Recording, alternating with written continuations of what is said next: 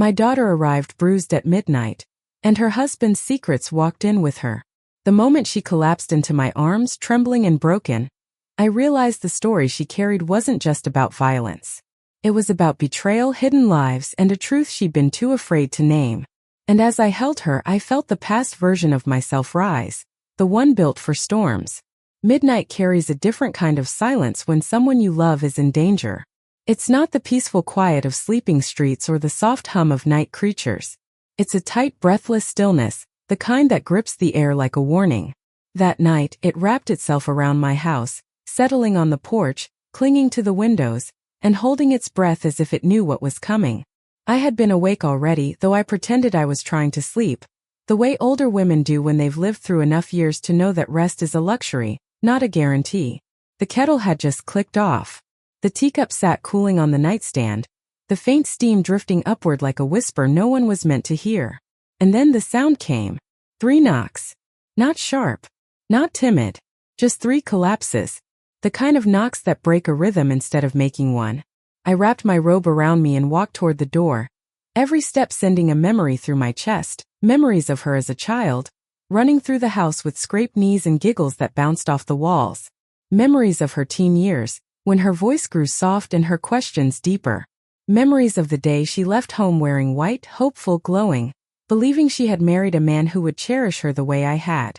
I opened the door slowly, prepared for anything except what I saw. There she was. My daughter. Bruised. Shaking. Barefoot. Her face streaked with tears and mascara. Her hair tangled. Her breath moving in small broken gasps that sounded like someone trying to outrun the echo of fear. She didn't speak at first. Her legs buckled, and she folded into me like a paper crane crushed by too many hands. I held her before she reached the floor. Mothers know how to catch their children even before gravity remembers to claim them. "Mom," she whispered, but the rest of the sentence drowned in sobs. Her body trembled against mine, and I felt the truth radiating off her skin before she said a word. The kind of truth that makes a mother's spine straighten and her heartbeat turn into something sharp. I closed the door behind us, locked it, and guided her toward the couch. Each step she took was the slow descent of a woman carrying too many secrets in her bones. She winced when she sat, her arm curling protectively around her ribs. That's when I saw it, the purple bloom spreading beneath her sleeve. A bruise shaped like the memory of a fist. My breath caught, but I did not gasp. I did not react the way the world expects women to react when faced with horror. Age has a way of training mothers into soldiers. We learn which emotions to swallow and which ones to save for later. "What happened?" I asked softly, my voice steady as I brushed the wet strands from her face. She shook her head, tears falling faster. "Mom, Her throat closed. She grabbed her sides like the words themselves were knives she wasn't ready to hold. I waited. Not impatiently. Not anxiously. Just steadily. Sometimes the right silence can pull a truth out more gently than any question. Her lips parted, trembling. "He hit me," she whispered. "He kept shouting, kept blaming, and then he pushed me. Hard. I couldn't breathe. I couldn't even look at him." For a second, time stopped. Not the dramatic kind of stop. Not shattered glass or thunder in the distance, but a stillness so complete that even my heartbeat paused, listening. Her husband. The man she married. The one she defended countless times. The one I tried so hard to believe was good. He hit her, but even then, even as rage started to bloom in the quiet corners of my chest, I knew there was more.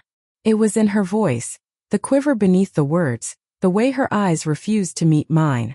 I sat next to her, close but not smothering. I placed my hand gently on her knee. "Tell me everything," I said. She took a shaky breath, wiped her cheeks, and whispered, "It wasn't just the anger. It wasn't just the shouting. It was her." The room shifted then. Not visibly, not physically, but energetically. As if the walls leaned in to listen. "Her," I repeated. She nodded, her chin trembling again. "His mistress." The last word left her mouth in a shiver of humiliation, pain, and exhaustion. I closed my eyes for half a second. Not long enough for her to notice. Just long enough for me to steady the storm forming inside me. Mistress. Such an old word. Heavy. Sharp. A word that stains everything it touches. He accused me of ruining his life because I found out, she whispered. He told me I wasn't enough, that she understood him better, that I should have expected it. Her voice cracked on the last word. I didn't ask how she found out. I didn't need to. The bruises told me she discovered more than she was meant to survive. She buried her face in her hands. Mom, I didn't know where else to go. I drove without thinking. I almost didn't make it here. I pulled her into me, wrapping my arms around her the way I used to when nightmares chased her out of sleep. She clung to me like the child she once was, the child who used to believe I could fix anything with a kiss on the forehead. But this was not a scraped knee or a cracked toy. This was a wound carved into her very being. A betrayal so deep it had rearranged her voice. I've got you, I murmured. You're safe here. She sobbed harder, the kind of sobbing that empties a soul. When her breathing finally steadied, I placed a blanket over her shoulders. Stay here, I whispered. Let me get you some water. In the kitchen, I let the faucet run longer than necessary. I needed time. Time to breathe. Time to let the truth settle into the shape it wanted to take. Her husband didn't just hurt her physically. He tore through her trust. He carved secrets into her silence. He scattered betrayal like broken glass across her life. And all of it walked into my home with her. When I returned, she had curled into a small shape on the couch. I placed the glass in her hands and sat beside her again. For a moment we didn't speak. But I watched her, the way a mother watches her child when the world has been cruel. The bruises along her collarbone, the cut near her lip, the swelling beneath her eye. Each mark told a story. Each story told a secret. And each secret had walked through my door at midnight. I placed my hand on hers, firm, steady, deliberate. Listen to me, I said quietly. No matter what happens next, you will not face this alone. She looked up at me, eyes wide, glistening with the fragile light of someone who has lost everything except the hope that someone still loves them. And in that moment, in that soft breath between fear and truth, something awakened in me. Something old. Something fierce. The woman I used to be long before motherhood softened my edges, rose within me. The woman who had once worn a uniform that demanded strength. The woman who had been trained to track patterns, decode lies, and read danger before danger knew it was seen. My past life, the one I tucked away years ago, stepped forward quietly. I wrapped her shivering hands in mine. Rest, I told her gently. Tomorrow we will decide what happens next. But inside, the decision was already made. A storm had come to my door at midnight, and I was done being quiet. Morning arrived slowly, the kind of gray dawn that carries the residue of storms not yet finished. Light pushed through the curtains in thin, reluctant strands, brushing against the walls like a visitor unsure if it should enter. I sat at the kitchen table long before the sun fully claimed the sky, watching the steam from my untouched coffee drift upward and dissolve into nothing. Sleep had not dared to visit me. Not after the night my daughter arrived bruised and broken at my door. I had spent the hours between midnight and morning listening to her quiet breaths from the couch, each rise and fall reminding me she was alive, and that someone who once vowed to love her had done the opposite. Mothers don't forget moments like that. They become permanent, stitched into the fabric of memory. She stirred on the couch, shifting beneath the blanket, her face turning toward the back cushions like she was trying to hide from daylight. The bruises were clearer now, more defined. A purple crescent near her jaw, dark smudges beneath her eyes, a shadow-like imprint along her collarbone. Truth leaves marks, and her truth was visible in every shade of pain painted on her skin. I stood slowly and walked toward her, letting my footsteps speak comfort before my words tried to. When her eyes opened, there was a brief moment, a flicker, where she forgot where she was. Then recognition softened her expression, but the sadness didn't leave. Morning, she whispered. Morning, baby, I replied gently. How are you feeling? She inhaled shakily. Sore. Everywhere. I nodded, brushing her hair back. You want some tea? She nodded again, not trusting her voice. It was the same nod she had when she was 8 and woke from nightmares. As I turned toward the kitchen, she stopped me with a trembling whisper. Mom, I'm sorry. I turned back. Sorry? For what? For coming here like that. For bringing this mess into your house. 4. No, my voice. No, my voice cut the air cleanly. Don't apologize for surviving. Her mouth quivered, and she pressed her fingers to her lips as though to hold back more apologies. Trauma makes people apologize for the very things done to them. I set the kettle on and moved quietly, letting the sounds of the kitchen provide a rhythm she could lean on. Years of motherhood had taught me that healing often begins not with words, but with familiarity, the clink of a cup, the boil of water, the smell of something warm. When I returned to her with the tea, she held it with both hands, anchoring herself in the warmth. For a moment, neither of us spoke. The room felt too heavy for small talk, too full for silence. Then she exhaled a long, unsteady breath. He didn't used to be like this, Mom. I waited. He was gentle, kind, attentive, thoughtful. He used to make me feel like home wasn't just a place, it was a person. Her voice cracked again. And then little by little, he changed. Tension moved through her posture, a stiffness that came from remembering pain in order to understand it. When did it start? I asked softly. She looked down at her cup. After he got the promotion. Promotion. The word that often splits people into who they are and who they pretend to be. Everything changes in the presence of power. Some men grow from it. Some men rot. He started staying late, she said. Started leaving early. His phone became glued to his hand.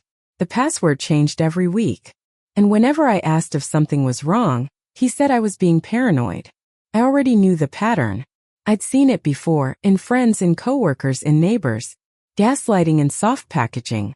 She continued. I thought maybe he was stressed. Overworked. I tried to be patient. Tried to give him space. She swallowed hard. But space became distance. Distance became secrets. I sat closer. And the mistress? She shut her eyes. Tears slipped down her cheeks silently. I didn't even know at first. I just felt it. That kind of intuition that comes from loving someone too deeply. That sentence alone pierced me. I saw her name on a message he forgot to delete. She whispered. A name I didn't recognize. Too many hearts. Too many late-night timestamps. I placed my hand gently over hers. And when you confronted him, he yelled, she said. He accused me of snooping, said I pushed him to her. Said I wasn't enough anymore. Her voice faded, dissolving into trembling silence. I felt the sting behind my eyes, the kind that makes tears threaten but not spill. Rage settled into my bones with a quiet, calculated precision. He blamed you for his choices, I said, steady. Yes. She nodded weakly. And last night when I said her name he snapped. He said I ruined his night. Ruined his peace. Ruined everything. Her fingers tightened around the cup. He grabbed my arm. Hard. Then he shoved me into the wall. And when I tried to leave he dragged me back. I got away only when he slipped on a shoe in the hallway. The image made my stomach twist. He screamed that he would find me, she said, her voice trembling. That I couldn't escape him. She wiped her cheek, embarrassed by her vulnerability, though she had no reason to be. I took her hand again. Listen to me carefully, I said softly but firmly. He is not going to touch you again. Not while I am breathing. Her eyes widened slightly, searching, hoping, needing. And you won't need to run from him anymore, I continued. Because now he has to deal with me. A quiet silence settled between us. Not of fear but of understanding. She took a slow breath. Mom, you sound like you've already made a plan. I didn't smile, but something in my expression shifted. The kind of shift a woman makes when she remembers a version of herself she had locked away. Plans, I said quietly, are made after sleep. And neither of us has slept. She let out a shaky laugh, the kind tinged with pain. What will we do? First, I said, we document your injuries. All of them. Her breath hitched. A mix of humiliation and relief. Second, we talk to someone who understands this legally. And third, I looked her squarely in the eyes that held the remnants of a woman who had endured too much alone. Third, I said softly, we let the truth speak louder than his threats. She leaned against me, tears soaking into the fabric of my robe. I held her, my hand rubbing slow circles on her back the way I used to when she was small. For a few long minutes she simply cried, releasing everything she had carried for too long. And as she cried, I felt my own resolve tighten like a knot tied with purpose. When she finally lifted her head, she whispered, "Mom, do you think he'll come here?" I didn't hesitate. "Yes." Her breath trembled. "But," I continued, "he won't get what he's looking for." She nodded, taking strength from the conviction in my tone. Outside, the sun began to rise in earnest, casting long shadows across the living room floor. It was a new day, but one that carried the weight of last night's darkness. I stood and opened the blinds just enough to let the light in. The room brightened softly, revealing everything: her bruises, her trembling hands, her exhausted face, and my own reflection in the glass. The woman staring back at me was not just a mother. She was something older, something sharper, something that remembered how to take action when danger drew near. She was the version of me I had buried to build a peaceful life for my daughter. And now, because of him, that version was waking up. When I turned back to my daughter, she was watching me with a mixture of fear and trust. "Mom," she whispered. "Mom," she whispered, "what are you thinking?" I sat beside her again, taking her hands into mine with the steady grip of someone who had already made a silent oath. "I'm thinking," I said slowly, "that he made a mistake last night." Her brows furrowed. "Which mistake?" "The one where he forgot whose daughter you are." The day didn't unfold gently. It pressed forward with the kind of heaviness that hangs over a house that knows a reckoning is coming. My daughter moved through the morning with slow, careful steps, as if every bruise had its own memory, its own pulse. She winced when she reached for the cup on the counter, and something inside me cracked quietly, not loud enough to break the room, but loud enough to break an old part of myself I had hoped I'd never need again. She sat at the table, her fingers tracing the rim of her cup like she was trying to distract herself from the ache that lived in her bones. But no distraction was strong enough to erase the truth. The air around her still carried remnants of fear, like ash after a wildfire. Every breath she took sounded like survival. Every glance toward the window sounded like worry. I watched her, not as a mother who pitied her daughter, but as a woman who knew where this path led if no one intervened.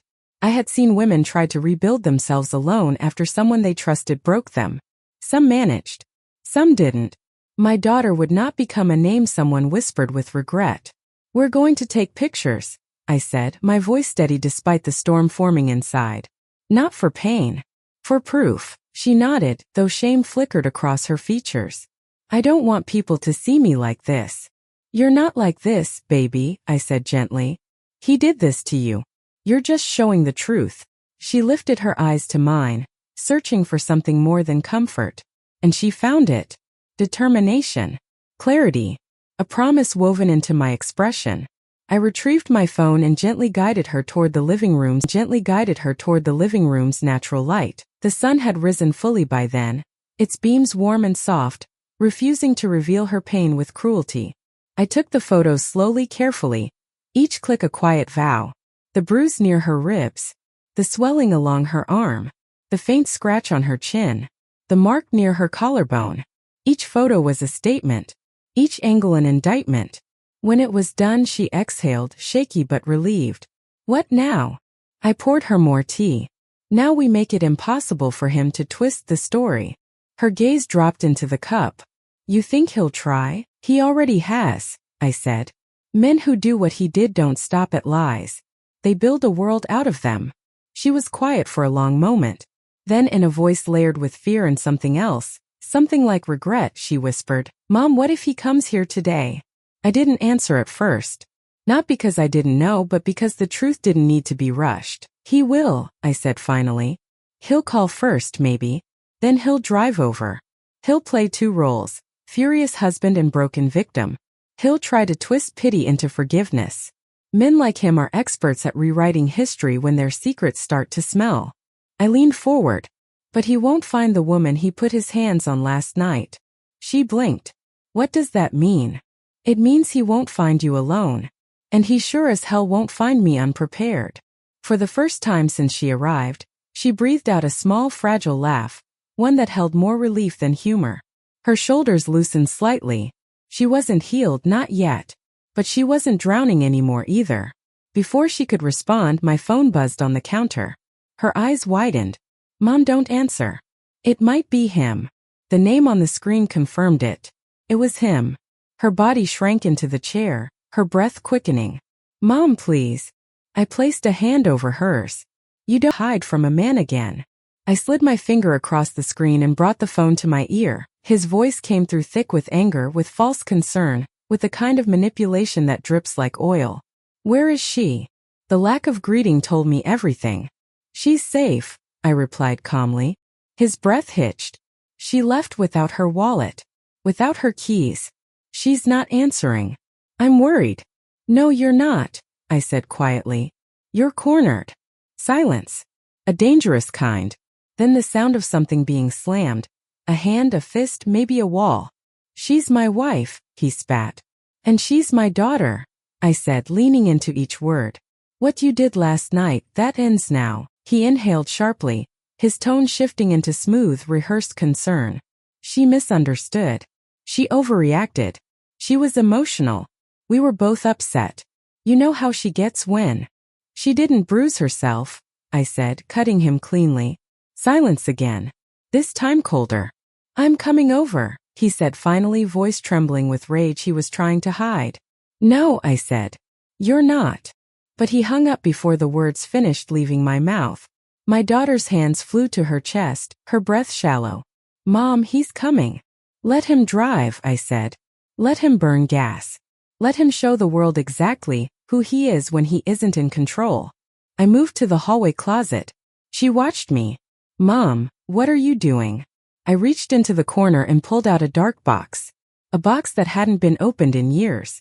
Inside it were pieces of a past she knew only in fragments. The badge, the notebooks, the training, the woman I used to be before motherhood softened the edges that once cut clean. I didn't take out the badge. I didn't need it. But I let the presence of that box remind me of everything I once was, and everything I could be again. When I closed the lid, I looked at my daughter, my voice low, steady, and sharper than it had been in years. You're not opening the door when he arrives, I said. I am. And for the first time since midnight, I saw something new rise in her expression. Hope. Not blind hope. Not fragile hope. But the kind that grows when a storm realizes it's not facing the sky alone. The hours between his phone call and his arrival stretched out like a thread pulled too tightly, vibrating with a tension neither of us dared to acknowledge aloud. My daughter sat curled on the edge of the couch, one hand gently pressed against her ribcage as if reminding herself the pain was real, and not a nightmare she would wake from. The sunlight had shifted, now spilling across the floor in warm patches that contradicted the heaviness lodged in the room. Every so often, she glanced toward the window, flinching at the sound of each passing car. Her nerves were thin, stretched like a fragile wire. The bruises looked darker now, blooming fully, declaring themselves. Time rarely heals in the first hours, it reveals. I moved through the house quietly, picking up the pieces of a life that had been disrupted, straightening the cushions, closing the hallway doors, moving her shoes out of sight in case he tried to twist their presence into a lie. Each movement was deliberate, part habit, part strategy. My daughter wasn't just afraid of a man, she was afraid of the history she shared with him, the familiarity, the softness, the years she had given him. Abuse doesn't always start with fists. It starts with love handed to the wrong person. She watched me from the couch, her eyes tracing every step I took. Mom, do you think he'll be angry? No, I said. He'll be predictable. She frowned. Predictable. Men like him only know two gears, I said. Control and panic. When they lose one, they slam into the other. She tightened her blanket. I feel like I should have seen it. You did, I said gently. You did, I said gently. But women who love deeply don't always recognize danger. They explain it, excuse it, forgive it, until one day they can't. She stared at her hands. I thought I could fix him. That was never your job, I replied. You weren't meant to be his cure. You were meant to be his partner. The kettle clicked behind me, forgotten. I poured hot water into 2 mugs anyway, 1 chamomile, 1 peppermint, something to hold, something grounding. She took hers with shaking hands, but her shoulders lowered a little. For a moment the room felt softer, until the sound changed. A car engine slowed outside. Not the hum of a neighbor returning home. Not a visitor. Something heavier. Something deliberate. His car. My daughter's breath hitched sharply. Her cup rattled against the saucer. Mom. I know. Outside the engine cut off. A door slammed. Not loudly, but with that quiet force people use when they want to appear composed but are already unraveling. I turned toward her. Go to my room. Lock the door. Sit somewhere he can't see through the window. She shook her head. I don't want to leave you alone with him. You're not leaving me, I said. You're protecting yourself. That's the first lesson. But he won't touch me. Something in my tone finally convinced her. Her eyes filled with tears she didn't have time to shed. She stood slowly, wincing as the bruise in her side protested. I walked beside her toward the hallway, listening to her steps, small careful steps that belonged to someone too used to shrinking themselves so someone else could expand. When my bedroom door clicked shut behind her, the house regained its stillness. Then came the second sound, knuckles against wood. A slow knock at first, controlled, intentional. The kind of knock someone uses when they're trying to appear calm, trying to perform. I let the knock eat. Control is taken back in small ways first. When I opened the door, he stood there. Perfectly pressed shirt. Hair styled like he hadn't spent the night shouting. A look on his face that blended anger, desperation, and the arrogance of a man who still believed he owned the narrative. Where is she? He demanded. Safe, I answered. His jaw clenched. This isn't your business. She's my daughter. That makes it my business. He exhaled sharply, the sound of a man about to shift tactics. Look, last night was complicated. She overreacted. She misunderstood.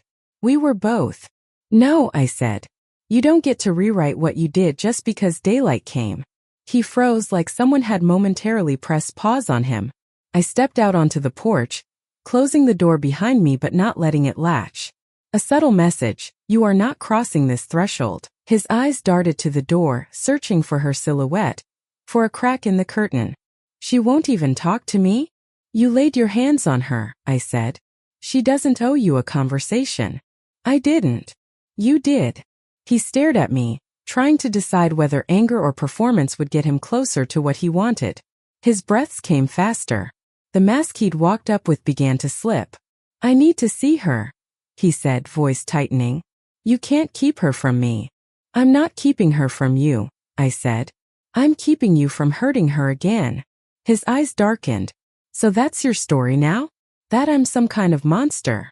You don't need my words to make you a monster, I replied. You already showed her who you are.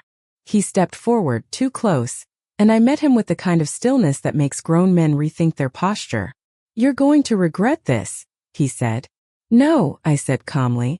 You are. He blinked, thrown off by the lack of fear.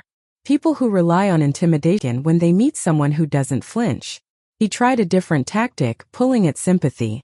She's my wife, he said, voice softening into a counterfeit tremble.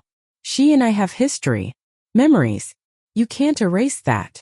I'm not trying to erase anything, I said. I'm trying to prevent the next bruise. He exhaled slowly. She belongs with me. She belongs with whoever treats her with respect, I said. And that's not you.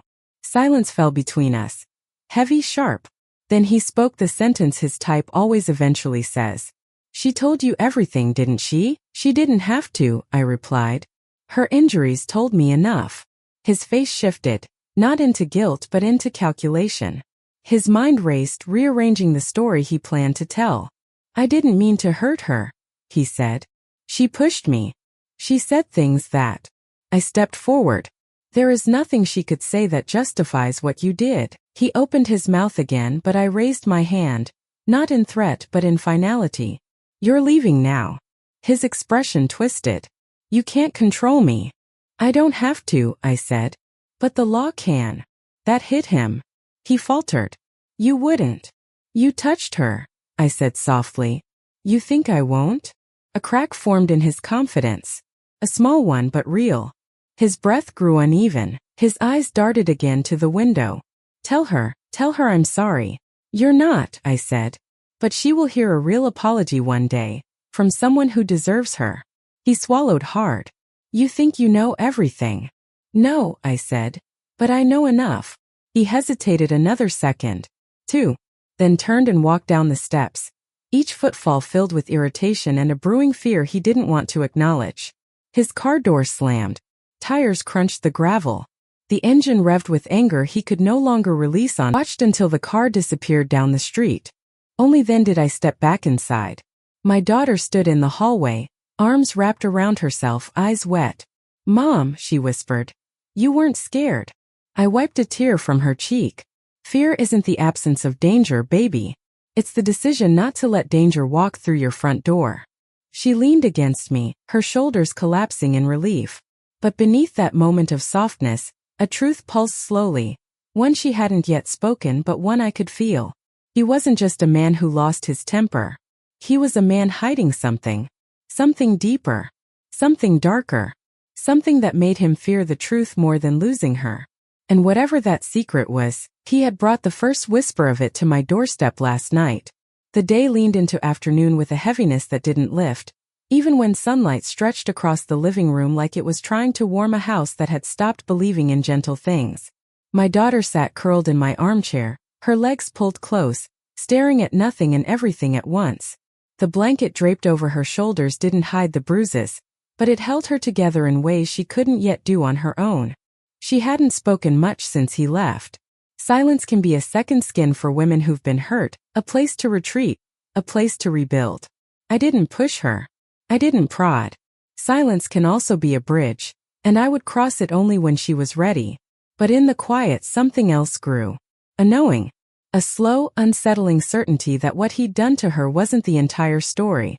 That the violence wasn't a sudden eruption, but a symptom of something he'd been hiding far longer than either of us realized. Secrets don't stay buried. They rot. They stink. And eventually they surface. I stood by the window, arms crossed, scanning the street not for him, but for what kind of man he had become when she wasn't looking. My instincts, rusty but not dead, stirred awake. Behind me, my daughter whispered, "Mom, he won't take this well." The words made my chest tighten. I don't expect him to. He always breaks things when he feels cornered. I turned slowly. "Did he break you before last night?" She looked away, her throat tightening around a truth she hadn't meant to reveal. Silence answered for her. I kneeled in front of her, lifting her chin gently. "Baby, tell me the truth." Her eyes glistened. "He never hit me before. Not with his hands." A tear slipped free. "But he broke pieces of me all year. Small pieces. The kind you don't notice at first." I brushed her cheek with my thumb. "And now he's losing control of the pieces he thought he owned." She let out a shuddered breath. "He changed so much, Mom. It wasn't just the affair.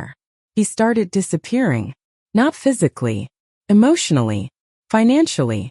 He was cold. Secretive. Protective over his phone like it held his whole life. Did you ever look?" "No," she said quickly. "I didn't want to be that wife. But one night he fell asleep on the couch and I saw a message pop up from a number saved without a name. The message said, 'Transfer complete. Same account.'" My heartbeat slowed. "Did you confront him about that?" She nodded weakly. He grabbed his phone and said it was work. But the fear in his voice. He wasn't afraid of me finding out. He was afraid someone else might. A chill spread down my spine. I stood, pacing slowly as puzzle pieces started aligning. The mistress, the secrecy, the money moving quietly. This wasn't just a cheating husband. This was a man living two lives. Two paths. Two truths. "What did he say when you asked again?" I asked. "He told me I was imagining things. Then he said if I didn't stop accusing him, he'd leave." Her voice was 3 months ago. I inhaled slowly, processing. "Baby," I said carefully, "did he ever mention new friends? New business partners? Someone he didn't want you to meet?" She hesitated. "There was one woman. Not the mistress." She swallowed. "He said she worked in finance. Her name was Sabine." The name alone felt wrong. Sharp. Mismatched. "Did you ever see her?" "No, but he said she helped people manage risk." Risk. The way he said it made her uncomfortable even remembering it. I felt my stomach twist. "Did he ever have money problems?"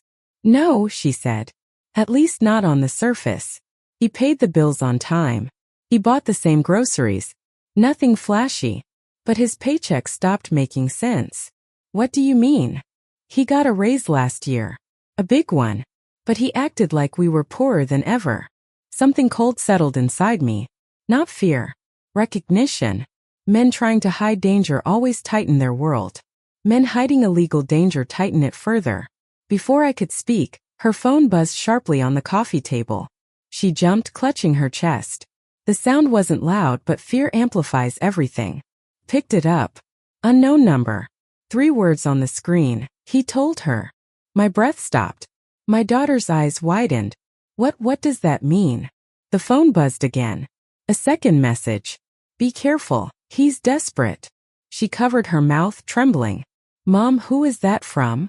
I didn't answer. I walked toward the window again, scanning the street, the corners, the movement of cars. The messages weren't random. They weren't accidental. Someone out there knew what he had done last night. Someone knew why he snapped. And someone knew he was hiding something far bigger than an affair. My daughter's voice cracked. Mom, what if something is happening that we don't understand? Oh, and out what? She stood slowly, bracing herself on the arm of the chair. Do you think he's in trouble? I turned to her. Baby, a man doesn't drag a woman across a hallway over an affair. Cheaters hide shame, not rage. I paused, choosing my words carefully. But liars with more dangerous secrets? They lash out at the closest person who might expose them. Her breath caught. So you think he's involved in something illegal? I didn't confirm. I didn't deny. The truth was forming, but it wasn't fully visible yet. Instead, I walked to the hallway closet and pulled out the same box I had looked at earlier. My daughter watched me carefully, confusion and fear mixing on her face. Mom, what are you doing? You said he changed after the promotion, I said softly. Men don't change because of money. They change because of what the money asks them to do. I opened the box. Inside, my old notebooks, old case files, old instincts stitched into the margins of old work. Her breath hitched. Mom, I thought you left all that behind. I did, I said.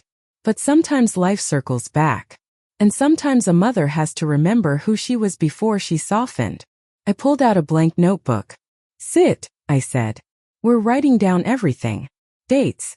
Names, messages, behaviors, all of it. She lowered herself onto the couch, trembling but listening. Her voice was thin. Why? Because when a man starts lying at this level, I said, opening the notebook slowly, the truth isn't going to fall into our laps. I clicked a pen, looked her in the eyes. Steady, direct, protective.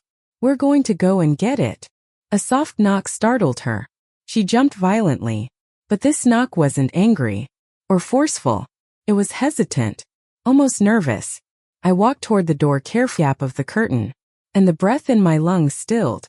A woman stood outside, alone, shaking, looking over her shoulder like someone had followed her. Her hair was messy, her eyes red, her coat thrown on in a rush. She wasn't a stranger. My daughter recognized her too. Her voice dropped to a whisper full of dread. Mom, that's the mistress. The woman on my doorstep wasn't the version of a mistress the world likes to imagine. She wasn't glamorous. She wasn't smug. She wasn't standing in the glow of victory. She looked terrified. Her eyes darted up and down the street, searching the shadows as if danger had followed her all the way here. Her coat hung crooked on her shoulders, hair frizzy from running or crying or both. One of her hands clutched her phone. The other trembled against her stomach like she was trying to hold herself together. My daughter whispered behind me, voice cracking like ice under pressure. Mom, why is she here? I didn't answer. Not yet. Some questions dissolve the moment you touch them. Some need to be observed before handled. And this woman, she looked like she had reached her breaking point hours before she ever reached our porch. I opened the door, not wide, just enough to make it clear she was seen. Her breath trembled out in relief, though she looked like she might collapse. Please, she whispered. Can I come in? My daughter flinched behind me. No. No, she can't. I lifted a hand gently, signaling her to wait. Not to forgive. Not to understand. Just to wait. Why are you here? I asked the woman quietly. She swallowed hard, tears gathering in her eyes. Because I don't know who else to turn to. Because he's dangerous. Because I think. Her voice broke. I think he's going to kill someone. A long, thick silence settled at the threshold. My daughter let out a choked gasp. Kill? The woman's breath hitched, shoulders folding inward. I didn't know where else to go. I didn't even know if you'd open the door. But he's not who you think he is. My daughter's voice trembled in anger. I know exactly who he is. He put his hands on me. The woman flinched as if slapped. I know, she whispered. I know.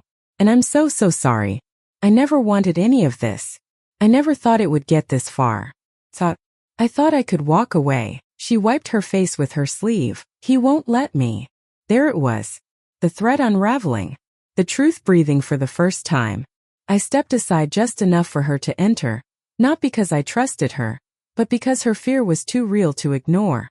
The kind of fear that leaves fingerprints on a soul. My daughter stood rigid, every muscle tense, her jaw trembling with rage and betrayal. I stayed near her, grounding her with my presence. The woman clasped her shaking hands together. I didn't come to fight. I didn't come to justify anything. I came because if something happens to me, someone needs to know the truth. What truth? My daughter snapped, voice sharp. She hesitated, then reached into her coat and pulled out a folded piece of paper. Her hand shook so violently she almost dropped it. I found this, she said, extending it toward me. And I think he knows I did. I unfolded it slowly. It wasn't a love letter. It wasn't an apology. It wasn't anything romantic or emotional at all. It was a bank slip. A transfer receipt. To an account under a name neither of us recognized. A large amount. Repeating weekly. For almost a year. My daughter's eyes widened. What is that? It's not just money, the woman whispered. It's what the money means. I looked up sharply. Start talking. She swallowed, tears falling freely now. He lied to both of us. He told me he was divorcing her. He was working late. But that's not the worst part. She looked at my daughter with shaking sincerity. He told me he was investing with a private partner. That it was life-changing. That once everything went through, he'd be rich. And I believed him. Until his partner started calling me. My pulse slowed. Partner, she nodded. A woman named Sabine. She said I needed to convince him to finish something. That he was behind schedule. That he owed money. That I owed her silence. The name Sabine hit the air like a cold hand. My daughter whispered, he mentioned her. Once. The woman went pale. If he mentioned her, it was an accident. He's terrified of her. My stomach tightened. Who is she? She leaned in, her voice dropping. She's not a coworker. She's not a friend. She's not just someone. She looked from me to my daughter, eyes haunted. She runs a money cleaning ring. My daughter recoiled, a tiny sound escaping her throat. The woman nodded, tears dripping. He's been laundering money through his company. Through fake consulting fees. Through transfers like that one. My daughter collapsed onto the couch, hand covering her mouth. No. He told me I couldn't leave him. The woman continued, voice breaking entirely. He said if I did, he'd make sure they came after me. And when I told him I wanted out, he hit me too. My daughter's breath froze. I felt something inside me go very still. The mistress, no, the survivor, lifted her sleeve. A bruise marked her shoulder. A fingerprint-shaped one. My daughter began to shake, angry tears running down her face. He said, the woman whispered, that if either of us said a word, we'd both regret it. That Sabine doesn't forgive mistakes.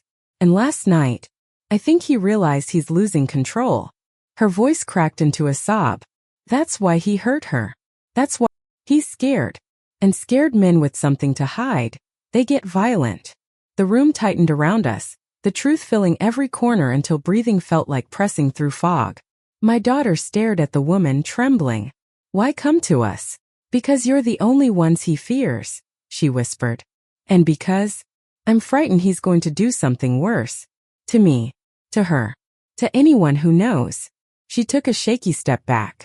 And because Sabine called me this morning. My spine straightened. What did she say? The woman swallowed so hard it looked painful. She said, tell him to finish the job. Tonight. The room fell into a silence so heavy the air itself seemed to bend. My daughter whispered, voice barely audible. Mom, what job? What does that mean? The mistress shook her head, tears falling. I think it means whatever he was supposed to do, he hasn't done it yet. She looked at me with haunted eyes. And I think they're running out of patience. The woman's last words didn't just sit in the room. They shifted it.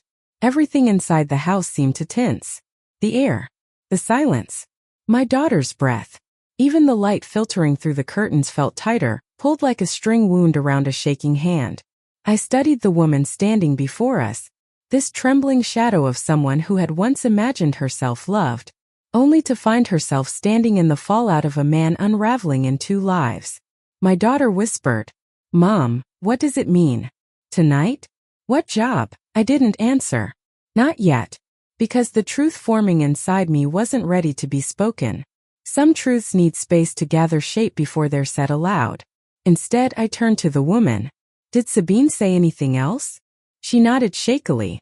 "She said if he didn't finish the job, she'd handle things her way. She told me to pass the message, because she couldn't reach him." "Why couldn't she reach?" I asked.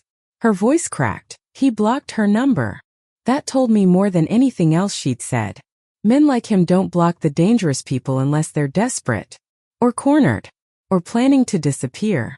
My daughter stood slowly, her knees trembling beneath her.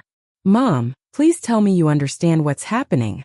I turned toward her, placing both hands gently on her shoulders. "Baby," I said quietly, "your husband isn't scared of getting arrested." Her eyes widened. "He's scared of the people he owes." Her breath caught in her throat, and I watched a realization crawl over her skin like a cold wind. He hadn't just betrayed her heart.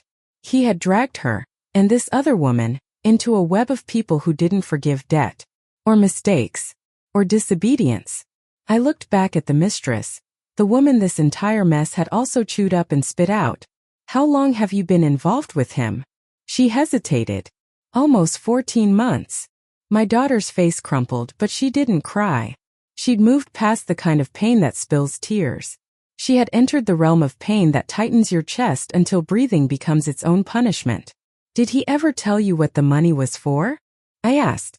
"No," she whispered. "He kept saying it was temporary. That once he handled something for Sabine's clients, he'd be set for life. He said he was the smart one. That he'd outplay them." "Outplay who?" I pressed. She swallowed. "I don't know their names. I just know they're not the type of people you outplay." My daughter's voice shook. "Is that why he hits? Because he's scared of them?" The mistress shook her head, tears falling. "No, he hits because he's scared of himself." That sentence didn't feel like an opinion. It felt like something she had learned the hard way. I took a slow breath, letting the truth settle where it needed to. Then I said quietly, "You need to tell us everything you saw. Everything you heard. Even the things you didn't think were important." She nodded, wiping her nose with the back of her hand. "Okay," but she didn't speak. She couldn't speak. Her lips moved, but her voice failed her. Then she whispered something I didn't expect. "Do you have water?" It was such a small request. So human. So fragile. So misplaced in the chaos. That it broke something in me. I walked to the kitchen, poured her a glass, and set it gently in her hands. She drank in small gulps, each one steadier than the last. After a moment, her shoulders lowered just enough to breathe. Then she spoke. "About 6 months ago," she said, "he came to my apartment shaking. I thought he was sick. He said he'd made a mistake. A big one. Something about a number. A transfer. He said Sabine threatened him." "What kind of mistake?" I asked. She closed her eyes. "He told me he accidentally moved money into the wrong account." My daughter gasped. "That's money laundering 101. You can't mess up the trail." The mistress nodded. "That's what he said. He kept repeating it. I messed up the trail. He said Sabine was furious. That she told him mistakes like that get people buried." The room temperature dropped without the thermostat moving. My daughter clutched her blanket, knuckles turning white. "And he still kept working for them?" she whispered. "He had no choice," the mistress said. "Once you're in, you're owned." I felt my jaw tighten. "And what was he supposed to do tonight?" Her voice trembled. "I don't know exactly, but he said something last week about a house. About needing to drop something off. He wouldn't tell me where." My blood ran still. A house. A drop-off. A partner on edge. A man who hit 2 women in 24 hours because he was unraveling. My daughter whispered, "Mom, do you think he was supposed to plant something?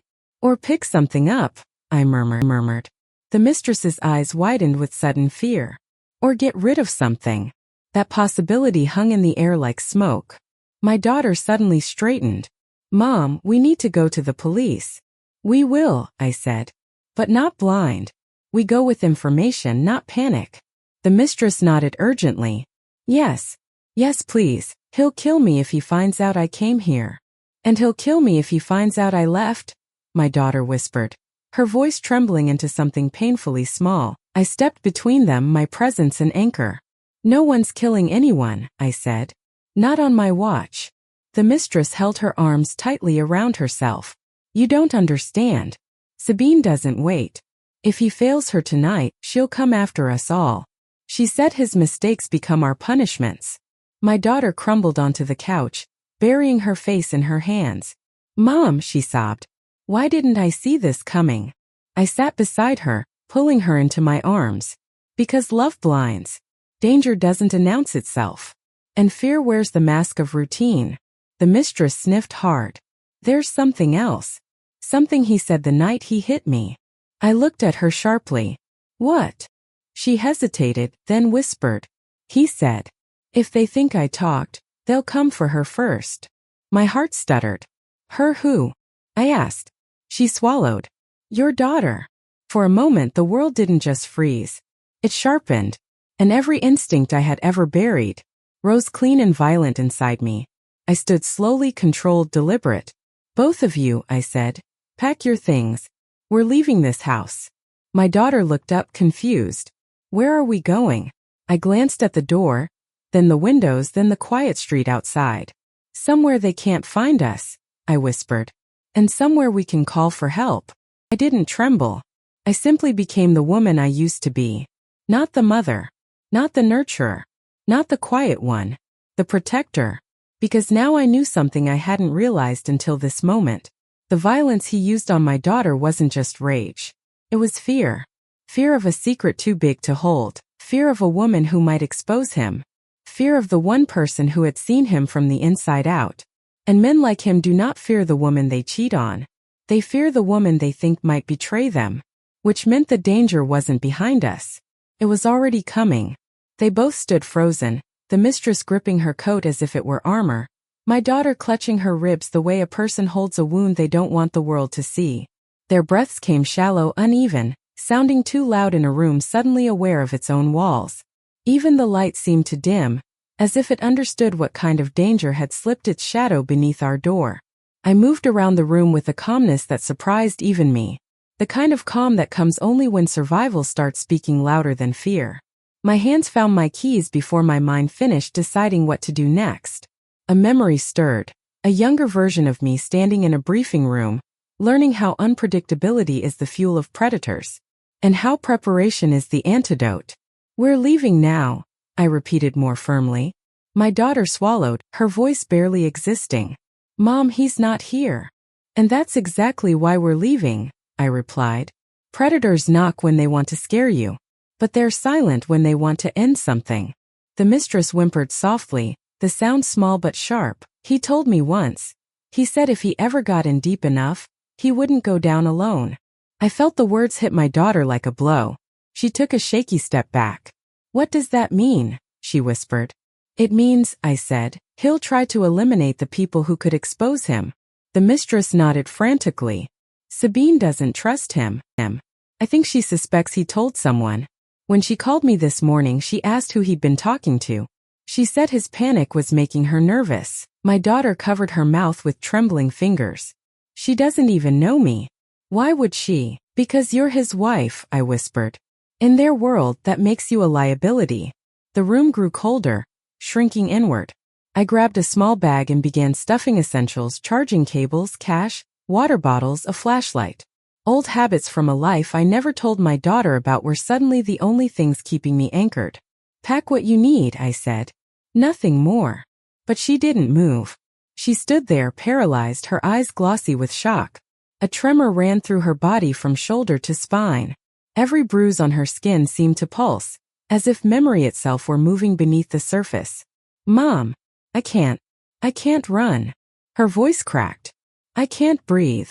I walked to her, placing both hands on her face, gently lifting her gaze to mine. Baby, I said softly, you're not running. You're moving. Running is what he does. What people like him do when their lives collapse. Moving is what survivors do when they decide their life matters.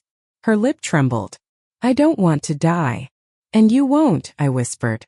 Not today. Not ever. Not while I'm standing. She fell into my chest, her body shaking violently. I held her, letting her cry until there was nothing left but breath. Breath is a kind of rebirth. A kind of choice. When she exhaled again, she steadied. I'll pack, she whispered. The mistress spoke next, voice breaking. Can I please come with you? I don't have anyone. He told me if I ever betrayed him, I'd disappear. I turned to her. If you stay, he'll make sure you do.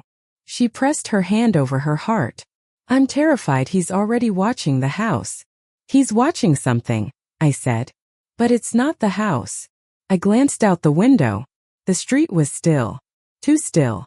A parked sedan 2 houses down had caught my attention an hour ago. It hadn't moved. Hadn't blinked. Hadn't shifted in the slightest. The tint on the windows was too dark for a neighborhood car. Too professional. My daughter followed my gaze and stiffened. Mom, is someone in that car? I don't know yet, I said.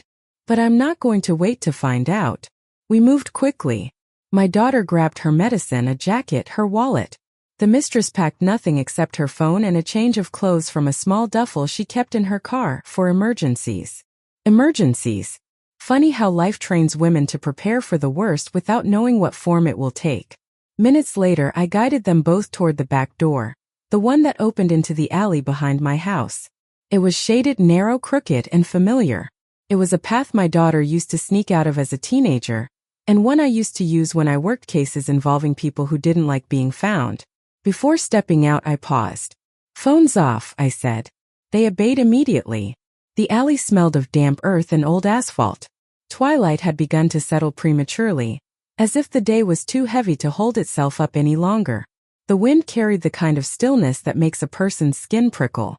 We moved quietly, our footsteps controlled, breath shallow. They followed me step for step, the way people follow someone they believe can see danger, a heartbeat before it appears.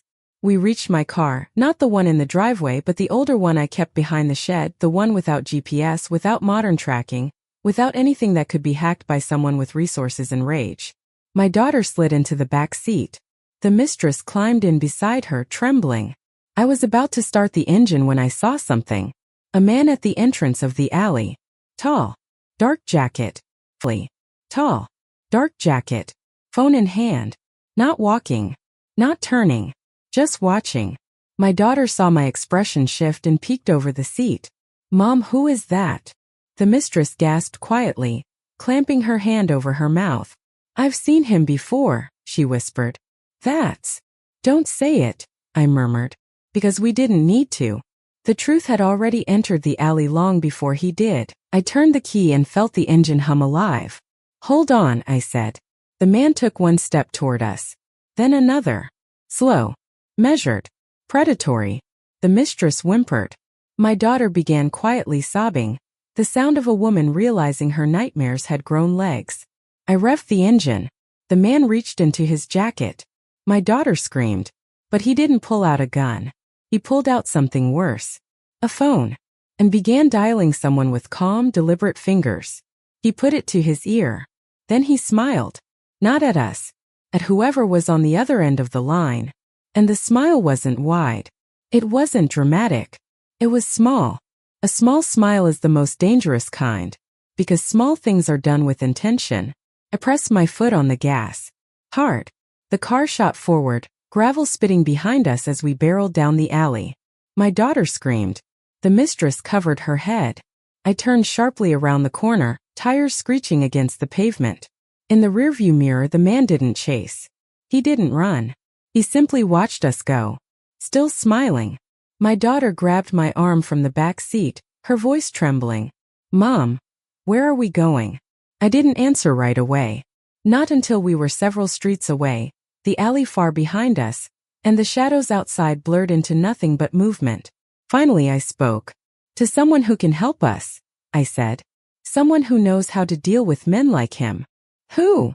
The mistress wimpy as an old oath. A man I haven't spoken to in 20 years. My daughter froze. Mom, who? I inhaled slowly. The detective who trained me before you were born. Night has a way of sharpening truths you spent the day trying to outrun. The road stretched ahead of us in long, unwinding ribbons, the streetlights flickering through the windshield like the blinking eyes of a city watching our escape. The house smelled of old coffee and paper. Case files lined the walls instead of photographs. A small desk lamp cast a warm glow over a stack of open folders. He lived like a man who never fully retired, only slowed down enough to pretend he had. Talk, he said, sitting heavily in the armchair. And I did. I told him everything. The bruises on my daughter, the affair, the mistress's confession, Sabine, the money laundering ring, the surveillance, the man watching us. My daughter's voice trembled through parts of the story, filling in details I couldn't know. The mistress added pieces with tears rolling down her cheeks. Detective Hale didn't move much, but every few minutes, the muscle in his jaw tightened, the sign I remembered from cases where the truth was uglier than anyone wanted to believe. When we finished, he exhaled slowly, rubbing the bridge of his nose. This isn't just a crime ring, he said. This is organized. Precise. Whoever this Sabine is, she's not working alone. People like her don't threaten. They execute. My daughter flinched violently at the word execute. I reached over, taking her hand. What do we do? She whispered. Hale leaned forward. We make them believe they've already lost. How? I asked. He stared at me, the same stare he used to give before he sent me into the most dangerous assignments. The stare that said, you already know the answer. Then he explained. We build a file, he said quietly. A big one. Names, dates, transfers, patterns. We gather everything and we send it where neither he nor Sabine can reach. Journalists, agencies in different states, anonymous tips. If they take you out, the file goes public. The mistress gasped, covering her mouth. You mean we threaten them back? No, Hale said. We outsmart them. Predators only hunt prey they think is alone. My daughter wiped her tears. But how do we get the rest of the information? Easy, Hale said. We let him think he still has access to you. Her breath broke. No, I can't talk to him again. You won't, I said. I will. Hale nodded. He trusts you more than he trusts her. And definitely more than he trusts the mistress. You raised his wife. You're the one person he thinks he can manipulate with guilt. The mistress whispered, he'll come here. He'll kill us. No, I said. He'll try to scare us. But he won't risk killing anyone until he knows how much we know. That was the only advantage we had. Fear. A knowledge of his fear. We spent hours building the file. Hale dug through old contacts, pulling strings I didn't know he still had. The mistress shared every detail she'd learned from him. My daughter, trembling but determined, recounted every suspicious moment from the past year. By the time the sky turned from deep blue to the first pale blush of dawn, we had enough to destroy him. And that's when the door rattled. Softly at first. Then louder.